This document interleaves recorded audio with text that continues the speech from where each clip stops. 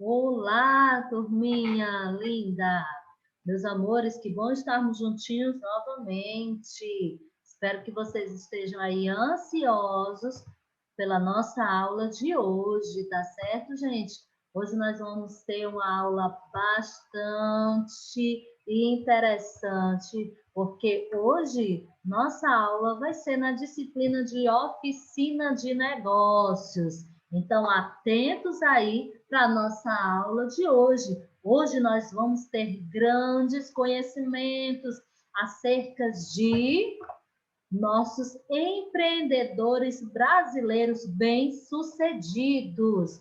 Caso você não saiba o nome de alguns empreendedores brasileiros que foram bem-sucedidos, hoje você vai conhecer a história de alguns deles. Esse nosso assunto encontra-se lá no seu livro de Oficina de Negócios, na página 26 e também na página 27. Vamos conhecer o nosso primeiro empreendedor de sucesso. Olha só, nosso primeiro empreendedor aqui foi Romero Brito. Já ouviram falar de Romero Brito? Não, mas eu tenho certeza que agora vocês vão conhecer. E também, olha só, a história dele é muito interessante. Espero que vocês gostem. Vamos lá? Romero Brito nasceu em uma família simples em Recife, Pernambuco, no dia 6 de outubro de 1963. Desde a infância, manifestou tendências artísticas e muita criatividade, ou seja, desde que ele era mais ou menos da idade de vocês, ele já apresentava, né, essa criatividade de fazer desenhos, pinturas. Então, desde cedo, ele manifestou essas tendências artísticas. Aí ele fez e começou a fazer direito na Universidade Católica de Pernambuco, mas abandonou o curso e foi para os Estados Unidos, país em que se radicou e onde desenvolveu uma carreira artística sólida. Então, ele se mudou aqui do Brasil para os Estados Unidos e lá ele desenvolveu uma carreira artística muito conhecida. Observem alguns quadros, né, pintados, feitos e pintados por Romero Brito. Romero Brito se tornou um dos pintores mais premiados e é um dos artistas brasileiros mais prestigiados no exterior. Então, sempre que a tia Alessandra está falando um pouco sobre Romero Brito, e também está mostrando algum dos trabalhos desse empreendedor bem-sucedido. Em 2001, foi inaugurada em São Paulo a Galeria Romero Brito, local que abriga obras e objetos de artes colecionáveis. Já em 2005, foi nomeado embaixador das artes do estado da Flórida e 2 anos depois, o artista criou a Fundação Romero Brito. Observe essa belíssima loja em que você encontra, né, os objetos de artes de Romero Brito. E também observe quanto ele recebeu um destaque aí lá no estado da Flórida, né, como quando foi nomeado embaixador das artes.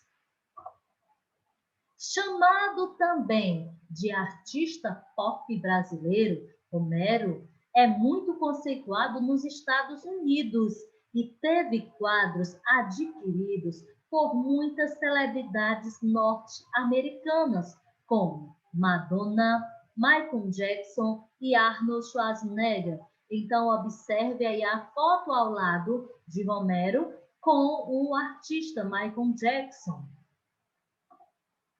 Agora, amores, que nós falamos um pouquinho aqui sobre esse empreendedor artístico muito conhecido que foi Romero Brito, falaremos também de outro empreendedor.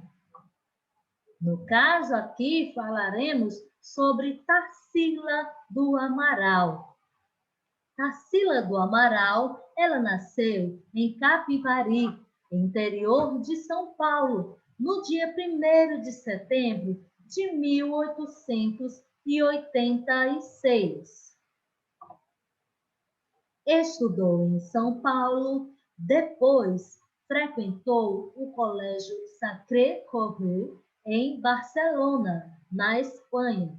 Lá pintou seu primeiro quadro, Sagrado Coração de Jesus. Ela pintou este quadro em 1904. Observem o quadro ao lado, pintado que foi uma pintura feita por Tarsila do Amaral. Em 1928, Tarsila pinta o Abaporu, um presente para Oswald de Andrade, e, posteriormente, sua obra mais conhecida no mundo. Então, pessoal, se vocês ainda não tenham visto essa obra da Tarsila do Amaral, ela é conhecida mundialmente e também ela é caríssima. É uma das obras de Tarsila do Amaral que mais ganhou reconhecimento mundial. Todas as pessoas amantes da arte, elas já conhecem essa pintura famosíssima de Tarsila do Amaral. Em 1928, Tarsila fez sua primeira exposição individual aqui no Brasil. O autorretrato Mandel Rouge foi pintado após o jantar em homenagem a Santos Dumont, no qual Tarsila vestiu um casaco vermelho e chamou a atenção de todos por sua beleza e elegância. Então, quando vocês observarem essa imagem, esse retrato, gente, ele é um autorretrato, ou seja, a própria Tarsila do Amaral, ela produziu esse seu retrato, né? Ela própria que pintou o seu retrato nessa tela. E todos, quando viram, né, com certeza apreciaram, porque no dia que ela vestiu essa vestimenta, né, esse casaco vermelho, nesse jantar, todos foram chamados a atenção em relação à sua beleza e elegância. E para perpetuar, né, ela fez o seu próprio retrato com essa roupa tão elegante e bonita. Em 1933, ela pintou a tela Operários. Olha só, também outra obra de Tarsila do Amaral, muito conhecida, que vocês podem observar aí na sua telinha, no seu slide. Essa é a tela famosa de Tarsila, chamada de Operários. Ainda nessa fase, ela produziu Segunda Classe, Costureiras e Orfanatos, que foram também obras produzidas por ela. Tarsila pintou mais de 270 obras, divididas em algumas fases. Então, Tarsila, ela pintou muitas obras e que foram divididas em algumas fases. Quais são essas fases? Nós vamos observar agora. Primeira fase é chamada de fase pau-brasil, porque foi marcada pelo uso de cores fortes e temas nacionais, a brasilidade. Então, quando estas suas obras elas foram divididas, eles dividiram algumas de suas obras na fase pau-brasil, ou seja, eram aquelas pinturas que ela utilizava cores bastante fortes e também muitos deles com temas nacionais, ou seja, oriundos aqui do Brasil. Ao lado, vocês podem observar uma imagem belíssima da Estação Central do Brasil, que foi pintada em 1924. Temos também a fase antropofágica, que era inspirada nas vanguardas europeias, no surrealismo e cubismo, e, sobretudo, ao conceito de antropofagia. Então, há um exemplo desta fase, nós colocamos aqui no slide para você a tela intitulada A Lua, em que Tarsila pintou em 1928, representando a fase antropofágica.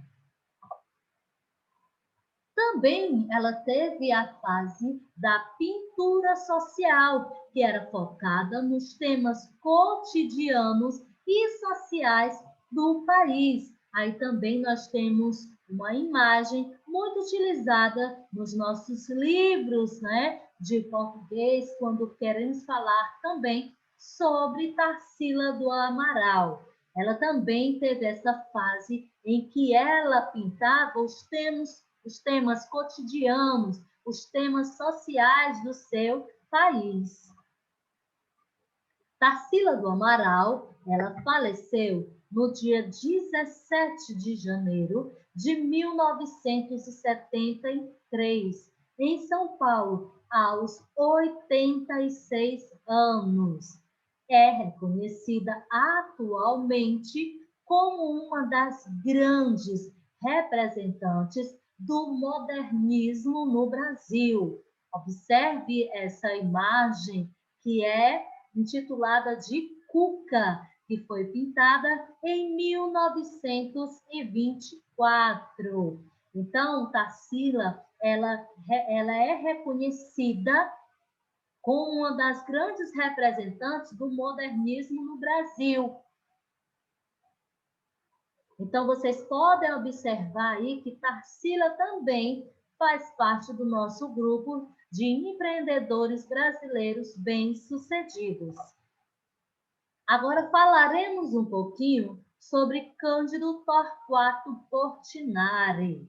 Olha só, à esquerda nós observamos o autorretrato de Portinari e à direita o retrato fotográfico do pintor. Como nós já falamos para vocês, quando se fala em autorretrato, quer dizer que o próprio pintor ele desenhou a sua face, né? Fez a pintura de si próprio. Então, essa imagem que nós temos aí à nossa esquerda foi o autorretrato de Portinari. Ele mesmo fez seu próprio desenho.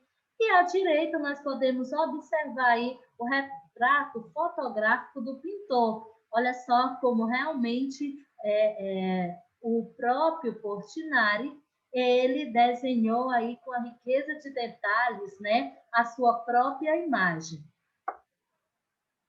Cândido Torquato Portinari nasceu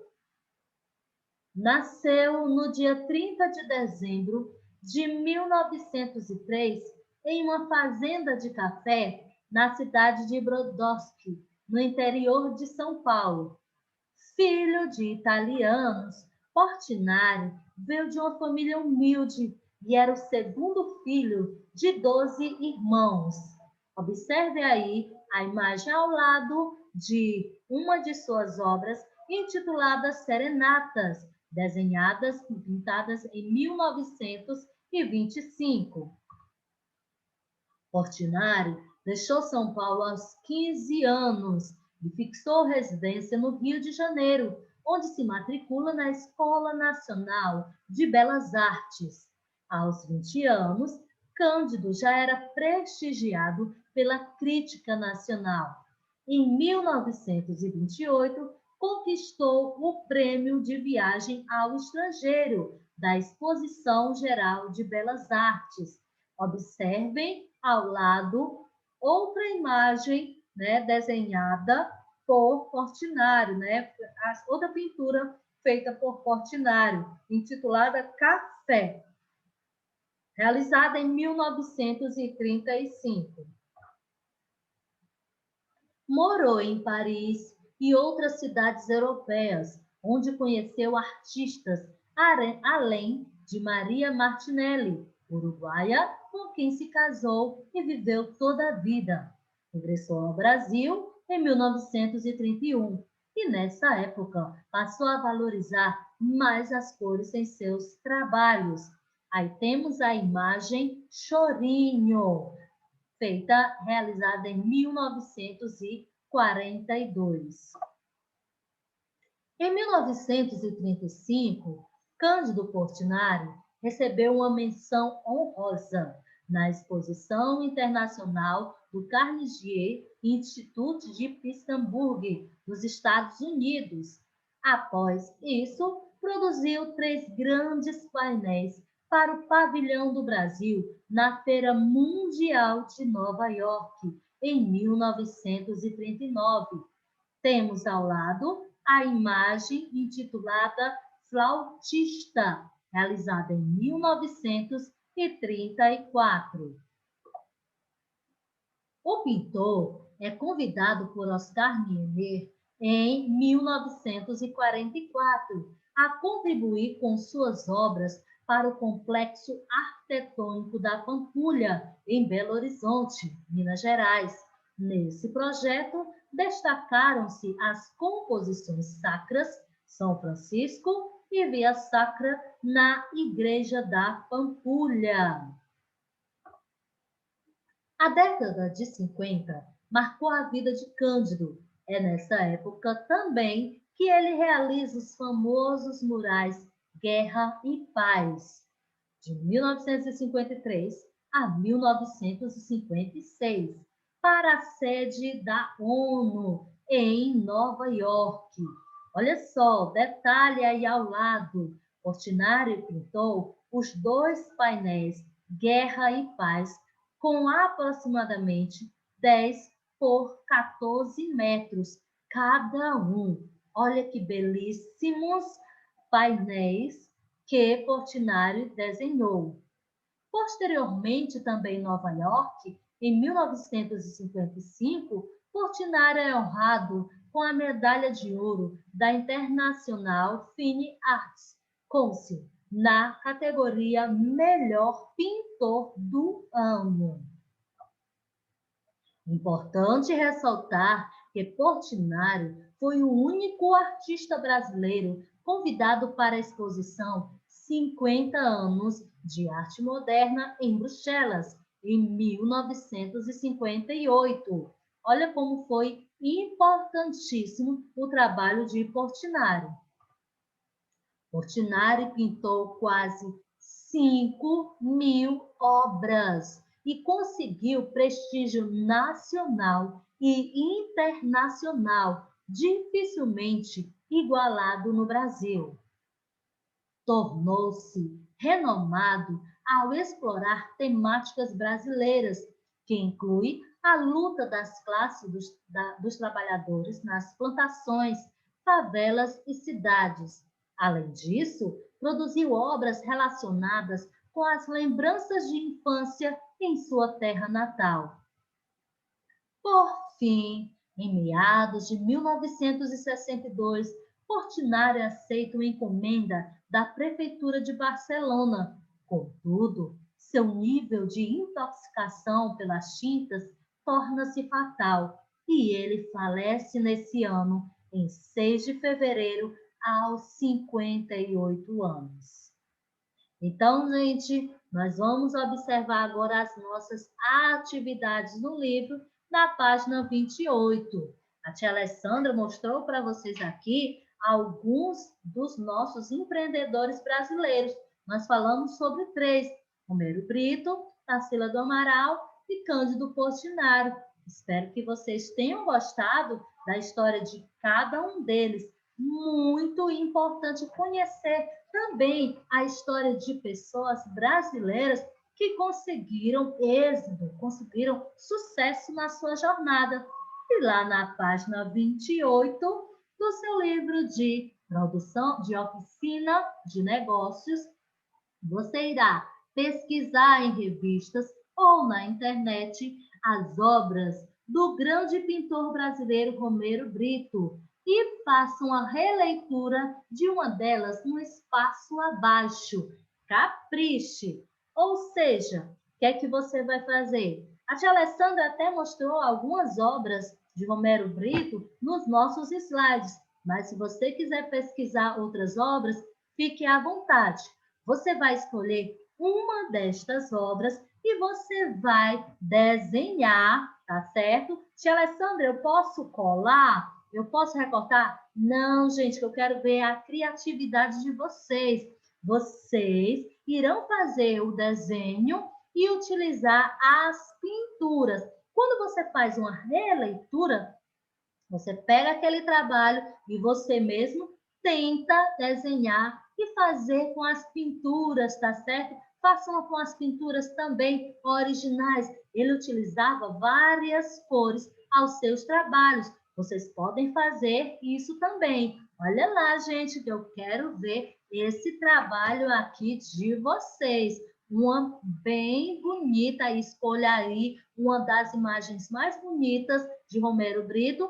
Tente desenhar e detalhe, não esqueça, olha a pintura, tá certo, meus amores?